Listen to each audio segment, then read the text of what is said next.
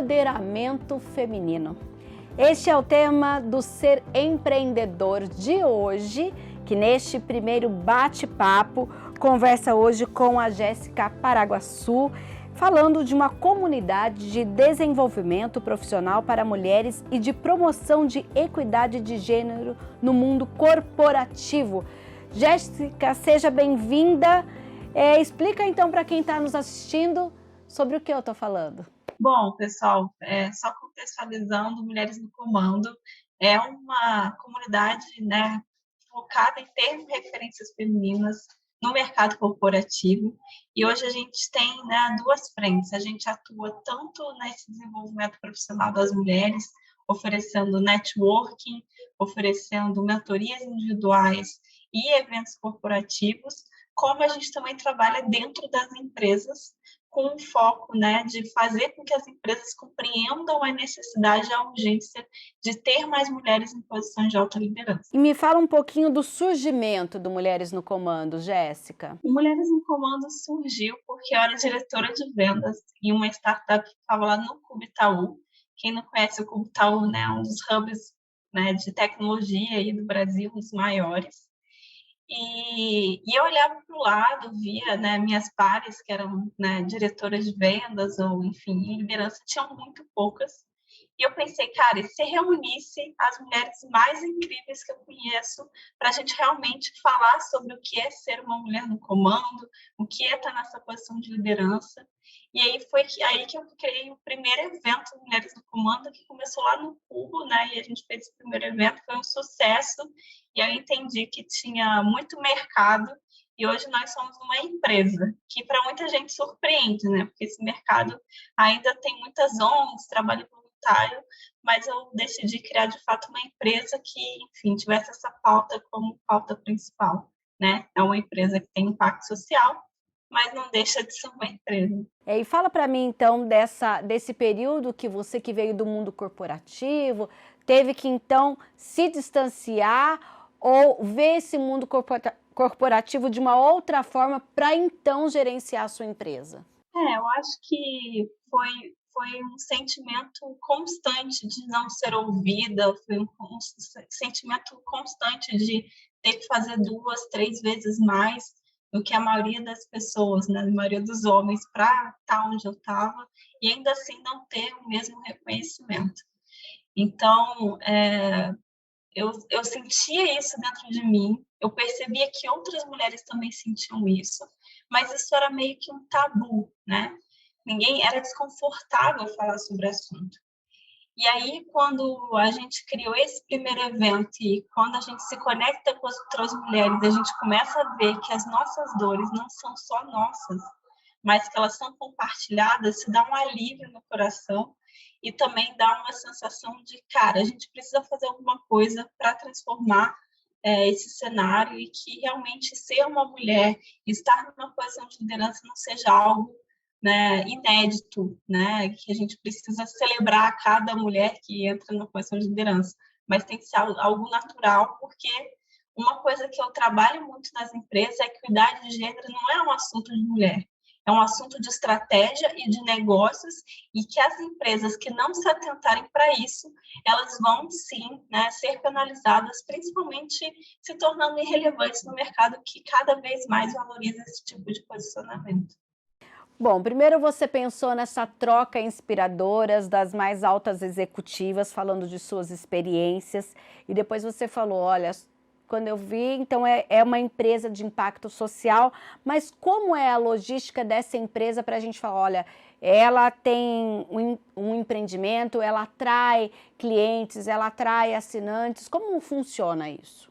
Bom, eu sou empreendedora desde que me entendo por gente, assim, criei minha primeira startup, eu tinha 20 anos. E eu entrei no mercado para trabalhar, né, como vendedora, até me tornar diretora de vendas, com o objetivo de aprender as melhores práticas dentro das empresas, de como lidar com o cliente, como atrair clientes. E hoje eu utilizo todos os conhecimentos do Mulheres no Comando. Então, por exemplo, hoje a gente trabalha uma metodologia de lançamento para a gente atrair novos assinantes. Então, a gente faz uma série de eventos, como a gente fez, né? 3 lives na semana passada, trazendo mulheres inspiradoras, como o VP como a presidente da IBM, presidente da P&G, e aí, em algum momento, a gente abre o carrinho para novos assinantes. E aí, quando a gente abre o carrinho, a gente tem uma mensalidade e esses assinantes passam a fazer parte da nossa comunidade e a gente está em processo de criação de uma plataforma própria para atender essas assinantes. Então, a gente é mesmo uma startup que a gente começou, né, entendendo esse mercado, validando algumas coisas e hoje a gente está se tornando, né, um player bem relevante nessa área de, né, posicionamento feminino no mercado e tem ganhado muitos clientes, né? Hoje a gente já tem mais de 300 assinantes. Quando a gente fala desse contato, quem está assistindo, ou pelo menos nos parece, que essas primeiras executivas, essas que vocês trouxeram, partia inicialmente do contato da Jéssica. E quando isso você acredita que vai ser, olha, eu quero falar no Mulheres no Comando? Ou isso é sempre muito junto, tá separando? Me fala um pouquinho. No começo, eu utilizei todas as minhas técnicas de vendedora e aí, diretora de vendas para trazer mentoras, né? Então, foi um pouco da minha rede, mas foi muito dessa minha habilidade de abrir novas conexões, principalmente pelo LinkedIn. E a gente usou essa estratégia por bastante tempo. Hoje, a gente tem uma demanda orgânica de pessoas querendo ser nossas mentoras. Então, a gente já virou esse jogo e a gente tem o contato de diversas executivas no mercado que vêm ao nível das mulheres que atuam com a gente e hoje elas pedem, né, diretamente aí, Jéssica, quero ser mentora, como eu faço? Quando a gente fala numa empresa que é nova, alguma coisa assim, e com o contexto da pandemia, Jéssica, isso você teve que em algum momento mudar a rota do seu trabalho ou não? Sim.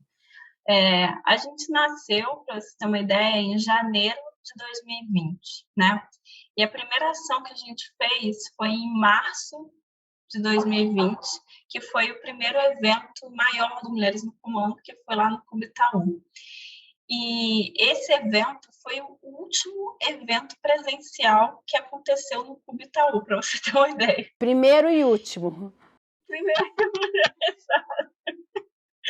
Então, a gente já nasceu tendo que se adequar, e acho que foi até, de certa forma, positivo, porque eu tinha planejado a gente fazer vários eventos ao longo do ano, workshops presenciais, e hoje a gente não atende só em São Paulo, né? Muitas das nossas assinantes são de outros países, de outros estados, então a gente conseguiu alcançar muito mais mulheres por estar focado no online. Então, assim, teve esse desvio de rota, mas acabou sendo positivo, como a gente atua 100% no online hoje, a pandemia tem impactado não tão forte quanto outros negócios, né? A gente tem crescido muito, até porque a gente começou no meio da pandemia, então todo o crescimento que a gente teve nesse período foi nesse período de crise. Então, estou super animada para quando tudo isso acabar, a gente poder se reunir presencialmente também e, enfim, conectar todas essas mulheres ao vivo, né? Porque uma coisa é você conhecer as pessoas online, através de, enfim, de live, de mentorias coletivas, outra coisa é você trocar com as pessoas presencialmente. E tem uma rede aí maravilhosa de mentoras que eu tô doida para conhecer também pessoalmente. Você fala das mentorias e mencionou que as lives, né, elas começaram a ser o primeiro passo. E como funciona a monitoria e para quem é essa monitoria? Existe um perfil adequado? Hoje a gente entende que existem dois perfis que têm maior ganho ao entrar na nossa comunidade, né?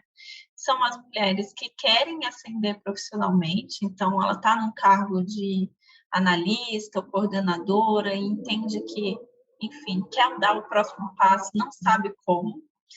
Ela quer, enfim, alcançar um cargo de diretoria, um cargo de VP, a gente ajuda nesse crescimento. E tem muitas mulheres também que estão em transição de carreira, ou seja, eu estou trabalhando hoje em finanças e quero ir para marketing. Como eu faço para fazer essa transição?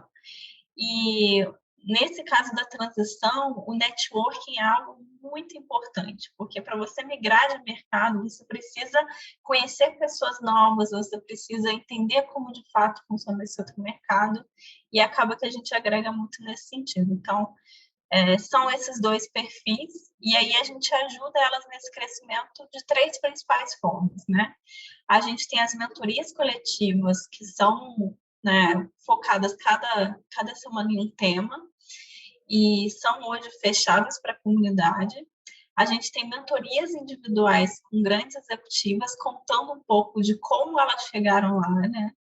E a gente sempre está promovendo também eventos de networking, que a gente ensina na prática como fazer networking. Eu sei que já saíram diversos negócios, sociedades, empregos dos nossos eventos. Então, assim, eu acho que as mulheres ainda precisam entender de verdade o poder do networking para crescer na carreira. E eu acho que a gente acaba ensinando como na prática. Agora você falou de networking e é até porque o Ser Empreendedor chegou até a Jéssica através de uma rede social, justamente porque, como a gente sempre faz pesquisas sobre empreendedorismo, uma hora apareceu lá Mulheres no Comando.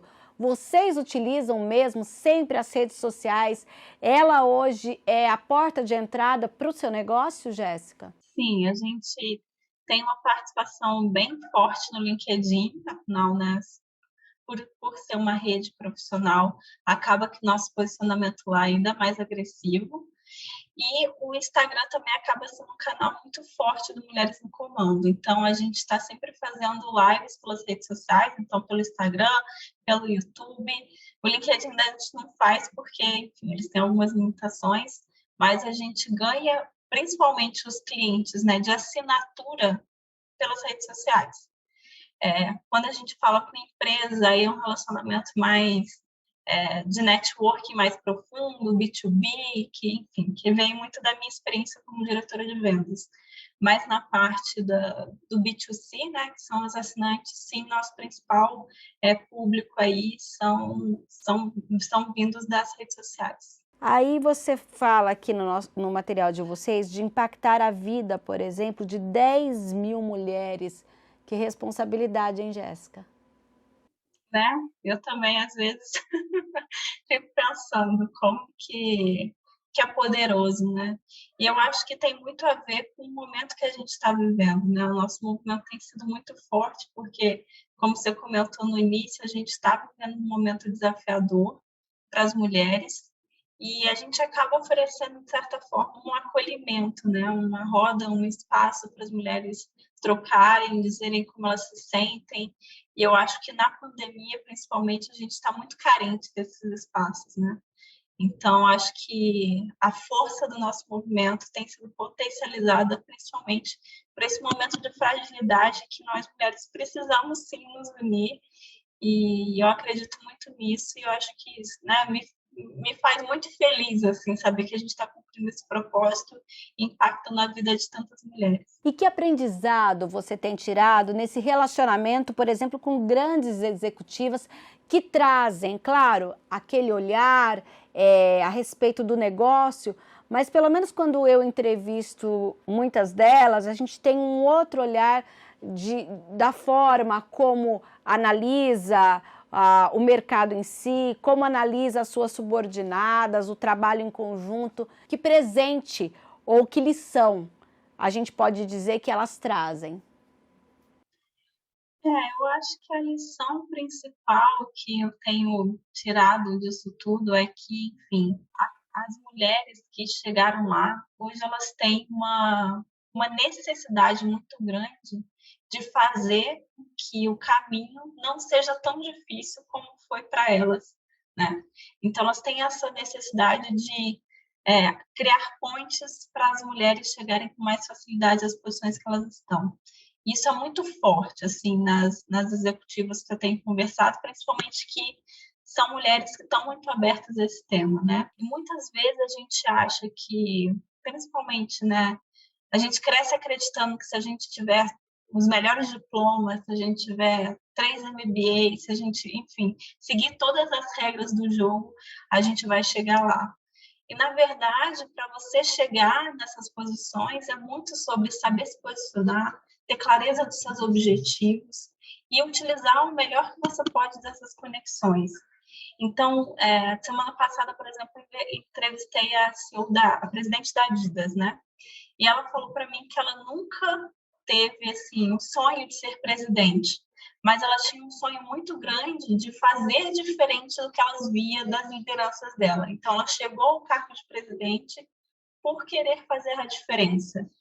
Então, eu acho que esse é um traço muito comum das mulheres que hoje estão aí nos altos cargos executivos e que elas têm essa preocupação, como eu comentei, de também abrir esse caminho para que, enfim, mais mulheres estejam aí nessas posições. Jéssica, eu agradeço a sua participação e já deixo um convite para que você possa, em uma próxima oportunidade, falar um pouquinho mais sobre mulheres no comando. Muito sucesso para você. Tá bom, obrigada, agradeço demais esse espaço aqui para a gente falar e, enfim, se conectar.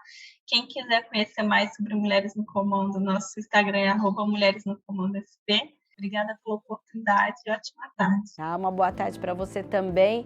E olha só, o endereço do Mulheres do Comando está aparecendo aí no seu vídeo, LinkedIn, Facebook, Instagram. Se você se interessa pelo tema, entra lá. Inclusive, você pode assistir aí algumas interações que elas fizeram. E se você quiser participar aqui do Ser Empreendedor, mandando a sua dúvida, a sua sugestão, também pode entrar em contato com a gente pelo WhatsApp. O número é o 19 97829 3776.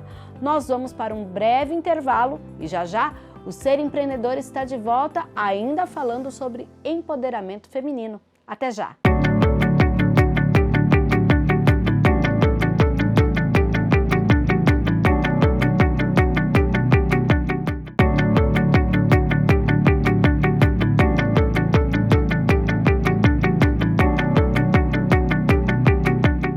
Segundo bloco do Ser Empreendedor, e a gente continua falando sobre empoderamento feminino. Eu converso agora com a Ana Paula Arbache, que é sócia fundadora da Arbache Innovations, que vai explicar agora que negócio é esse, por que empoderamento feminino aí no negócio, né?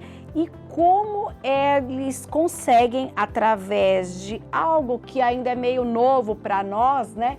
Que é gamificação e uma série de coisas voltadas à tecnologia para proporcionar esse empoderamento feminino. Ana Paula, seja bem-vinda. Conta para nós, antes de você falar de alguns aplicativos, o que é exatamente a sua startup. Olá para todos, muito obrigada por estar aqui com vocês, falando sobre um tema tão importante, né? A nossa startup é uma HR Tech, é uma empresa de tecnologia voltada para o desenvolvimento humano e para o RH. E nós usamos para isso ferramentas tecnológicas para poder fazer assessments gamificados e mapear competências e comportamentos humanos, seja nas organizações, sejam pessoas que queiram saber como que elas estão em termos de competências humanas. Então, a nossa startup ela é voltada diretamente para o RH nas organizações e para as pessoas que queiram se desenvolver. E aí você falou da questão da tecnologia, né? Como, então, é possível a gente pensar nesse desenvolvimento de competências usando games ou mesmo a tecnologia? A gente tem que aproveitar tudo que está disponível e a Revolução 4.0 trouxe para nós, né? As organizações hoje, ela tem essa adição dessas tecnologias para tornar operações mais ágeis, menos custosas e gerar muito mais assertividade. A gamificação, ela é usada hoje para várias coisas. No nosso caso, nós usamos como se fosse um simulador de comportamento. As pessoas entram através das nossas ferramentas em um storytelling que simula uma realidade e faz com que as pessoas possam aplicar suas competências nesse simulador de comportamento. E isso traz muita coisa boa, porque elas podem se antecipar, se preparando para o mercado de trabalho ou se preparando para aplicar suas competências nas organizações. Então, ela adiciona aí a novas ferramentas para que as pessoas possam evoluir. Quando a gente fala em investir nesse tema e aí eu observo, inclusive, que vocês têm vários apoios. Eu queria que você falasse de uma dessas iniciativas e como transformar essa iniciativa em algo que tenha a ver com a questão do negócio, com a questão da sobrevivência da própria startup. Explica um pouquinho, por exemplo, sobre a ferramenta MobGame. Então, o MobGame hoje, ele é uma ferramenta que ele tem duas proposituras, né? Ele tem uma primeira camada que é fazer essa simulação das competências e mapear o comportamento humano, e a segunda camada é gerar para a organização analytics ou dados que possam fazer com que ela tenha uma estratégia melhor mapeada, uma tomada de decisão mais assertiva. Então, essas ferramentas, como é o MobGame, e hoje nós vamos ter uma outra ferramenta chamada Self, ela ajuda a fazer com que a gente tenha mais assertividade em relação ao capital humano.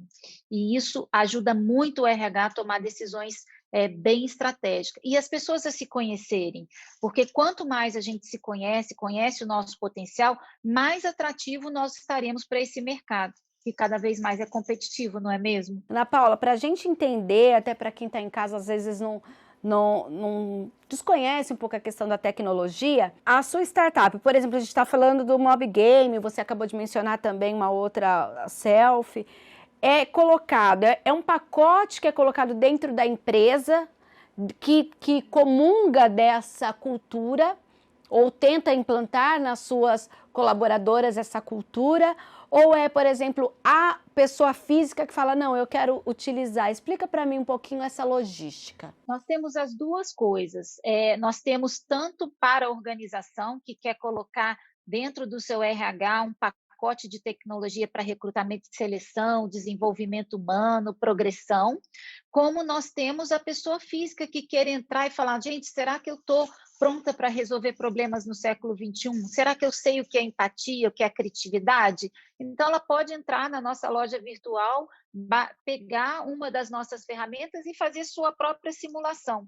Então, essas duas possibilidades nós temos hoje, tanto para as organizações quanto para pessoas físicas ou mentores, coaches, empreendedores. Hoje nós temos uma ferramenta para empreendedores que é muito boa e mapeia as competências dos empreendedores. Agora, no caso do MobGame, por exemplo, vocês conseguiram parcerias, né? Eu queria que você falasse desse momento, principalmente quando a gente conversa com outros empreendedores, e a palavra parceria sempre aparece. Eu queria que você falasse qual a importância. No caso, por exemplo, vocês têm a parceria da Hub Mulher, da ONU Mulheres Brasil, né? Até porque a gente está falando aqui de um empreendimento com impacto social também. Queria que você falasse dessa questão de empreender e sempre ter esses parceiros que são importantes no negócio. Os negócios inovadores, ele nasce muito de uma proposta de crescer junto, né? Do ganha-ganha, de crescer com os clientes. Então, um braço da Arbache Innovations, ela é muito aderente ao que a gente chama de Open Innovations, fazer projetos juntos, co-criar, trazer parceiros para crescer juntos. Então, a gente tem tanto modelos de negócio que a gente traz empresas, grandes parcerias para fazer conosco games customizados ou programas customizados. E, de outro lado, eu sou pós-doutora em educação, trabalho com a questão de sustentabilidade há mais de 15 anos, e eu criei na Arbache Innovations uma área de responsabilidade social e sustentabilidade por meio da tecnologia. Como eu sou uma mulher empreendedora, e na área de tecnologia a gente tem pouquíssimas mulheres. Agora, em março, eu assumi como CEO da empresa, que é mais raro ainda. Nós temos pouquíssimas mulheres CEOs na área de tecnologia. Então, o que eu fiz foi aliar a estratégia do negócio à estratégia de empoderamento feminino, de igualdade de gênero.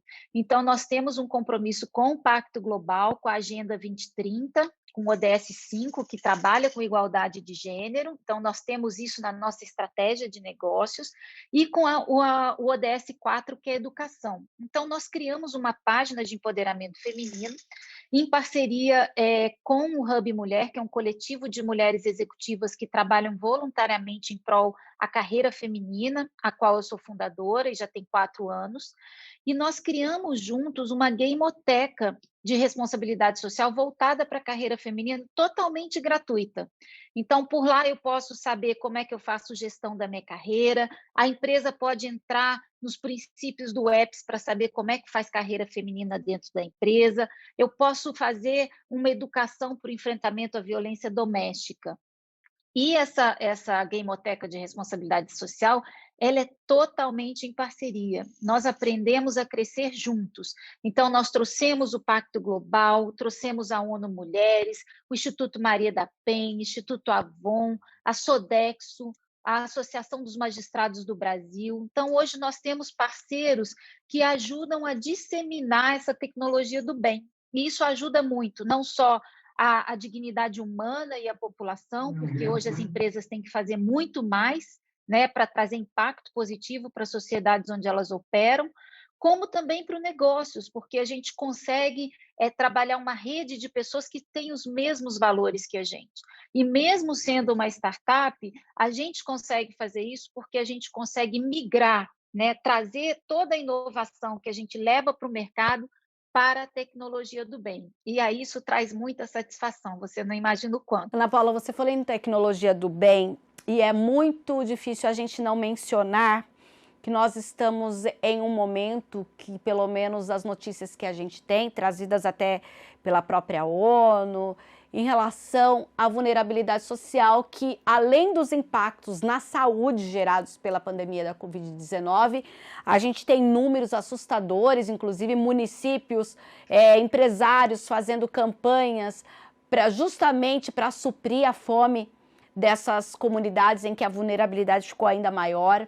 A gente também tem, apesar de muitas organizações falarem em números subnotificados, também a questão da violência da mulher, que nesse momento tem mais contato com o seu companheiro em casa, ela está em home office ou muitas delas perderam até o emprego.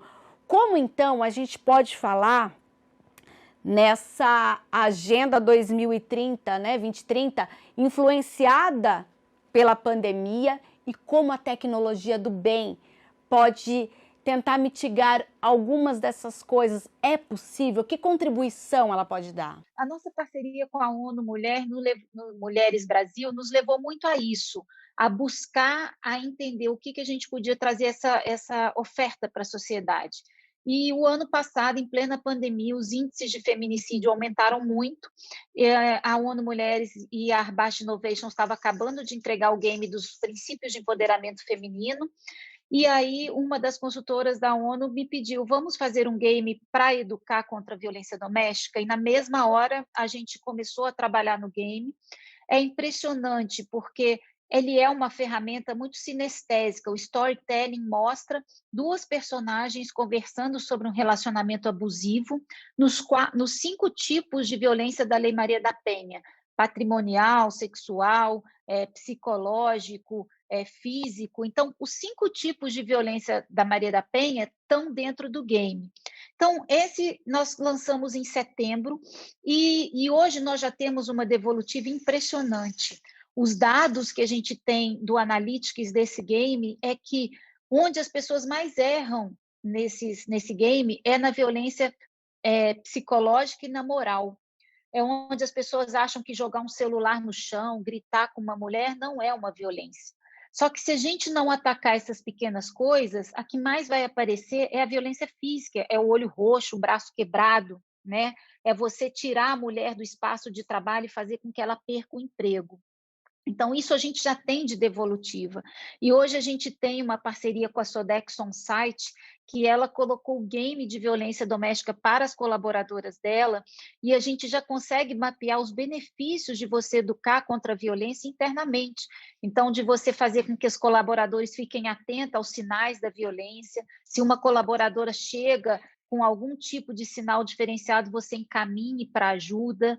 Você não faz com que essa colaboradora tenha vergonha de pedir ajuda ou perca o emprego por ou praticar o absenteísmo porque sofreu violência doméstica. Então, a gente percebeu que a gente poderia ir além. A nossa sociedade, infelizmente, está doente em todos os sentidos. Infelizmente, a violência doméstica não é só no Brasil, tanto é que a Arbache lançou agora em março o game em espanhol, também em parceria com a Sodexo Benefícios, e nós estamos aí para poder contribuir. A gente acredita que agir preventivamente, educando as pessoas, a gente pode ter um resultado muito melhor do que esperar a mulher ser espancada para poder agir. Ana Paula, como é para você ser uma empreendedora de um negócio de impacto social? É fantástico, porque eu consigo unir os meus valores pessoais aos meus valores profissionais, a direcionar a estratégia da empresa para praticar o bem, porque hoje nós temos uma dimensão empresarial que não é o lucro pelo lucro, é o lucro com o impacto, e a gente consegue, sim, fazer bons negócios, criar uma rede do bem, de empresas que também têm os mesmos valores que a gente. É uma mudança de mindset completo no empreendedor, no líder, no CEO, que consegue haver essa cauda longa do negócio, né? A gente consegue chegar muito perto de diferentes partes interessadas que pensam como nós.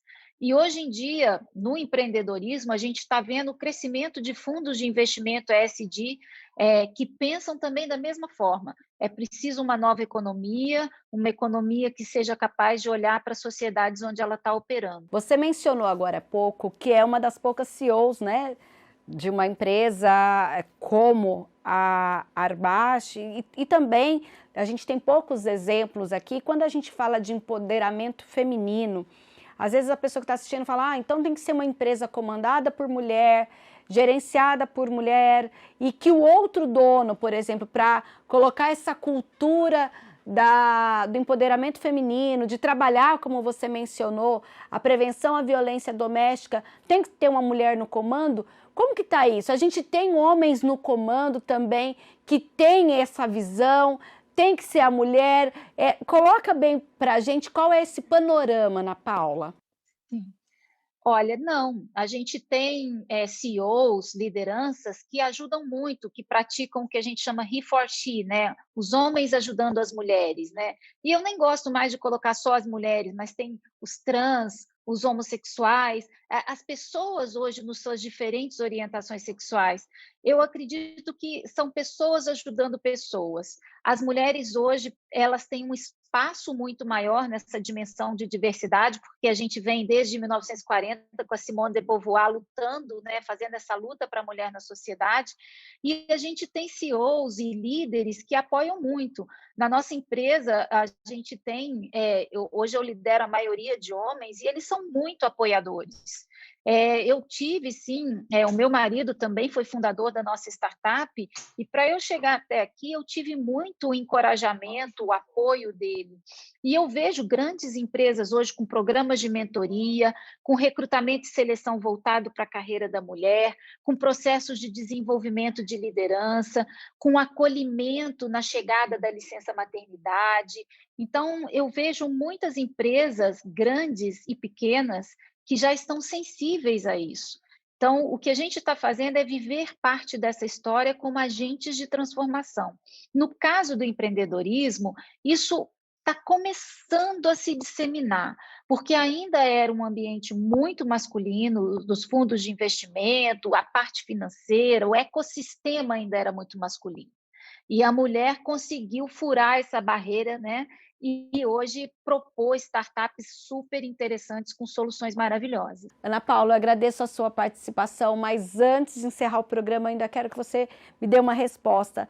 Neste contexto de pandemia, o que dá para a gente esperar ainda de 2021, principalmente quando a gente fala de negócios de impacto social? Eu acho que a gente tem que esperançar, né? É um verbo que eu gosto muito. E apesar de tudo que nós estamos vivendo, tem muito empreendedor com garra. Para chegar vivo em 2021, nós trabalhamos muito em 2020. Na nossa empresa, a gente teve uma meta de não demitir ninguém e a gente ainda conseguiu crescer. Então, eu acho que os empreendedores como um todo estão lutando muito e se eles estão de pé em 2021 é porque eles têm muita sede de fazer acontecer. Em relação aos negócios de impacto, eu vejo que eles só vão crescer. É demandante porque nós estamos vivendo um período de crise sanitária, cheios de demandas, e nós vamos aprender a fazer o bem e ganhar o dinheiro em pontos de equilíbrio. Então, eu estou muito esperançosa para que todo o ecossistema de inovação e de empreendedorismo esteja sensibilizado para esse momento e possa enxergar as empresas que estão fazendo bem. Obrigada por sua participação e até uma próxima oportunidade. Eu quem agradeço, muito obrigada a todos. Olha, e depois desse bate-papo inspirador com a Ana Paula, a gente fica por aqui. Até um próximo programa, lembrando que você pode participar também, mandando a sua sugestão, a sua pergunta para o nosso WhatsApp. O número aparece aqui na tela, olha, 19 978293776 e até um próximo programa.